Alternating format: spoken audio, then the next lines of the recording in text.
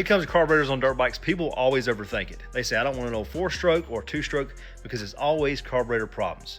9 times out of 10, it is the main jet and pilot jet.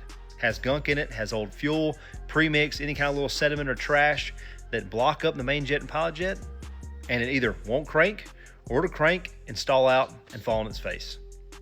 All you do is drop the bowl. Take a flathead screwdriver, that's what most main jet and pilot jets take, unscrew those. Take a wire off a wire brush or something like this grinding wheel, pluck one out, and feed it through the main jet and pilot jet until you can either see through it or blow through it. Spray it with carb cleaner or parts cleaner, put it back in the carb, put it all back together, and 9 times out of 10, that fixes it. It's that simple, it takes about 30 minutes to do. Don't overthink it.